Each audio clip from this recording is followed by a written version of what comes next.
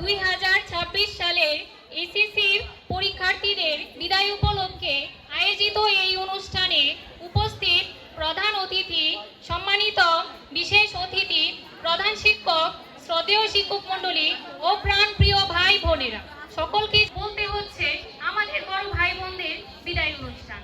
যদিও আমরা মনে করি বিদায় একটি আনুষ্ঠানিকতা মাত্র, কারণ আমাদের এই বিদ্যালয় কখনো চিরতরে তোমাদেরকে বিদায় দিতে পারবে না।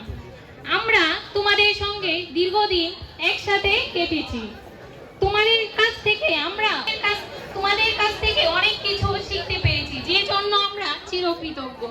কিন্তু ইচ্ছে না থাকা সত্ত্বেও বলতে হচ্ছে আজ তোমাদের বিদায়, এবং অত্র বিদ্যালয় তোমাদেরকে বিদায় দিচ্ছে, যে জন্য আমাদের হৃদয় কেঁপে উঠছে বারবার। তাই তো কবির ভাষায় বলতে ইচ্ছে হয়, যেতে নাহি দিব হাই, তবু যেতে দিতে হয়, তবু চলে যাই। তোমরা এক স্তর থেকে অন্য স্তরে উন্নীত হতে যাচ্ছ, যে জন্য তোমাদের অভিনন্দন। তোমাদের সাফল্য কামনা করি আমরা সব সময়। আমরা এই দোয়া করি যেন তোমরা ভবিষ্যৎ জীবনে সাফল্যের সর্বোচ্চ স্তরে পৌঁছাতে পারো এবং দেশ ও জাতি গঠনে ভূমিকা রাখতে পারো।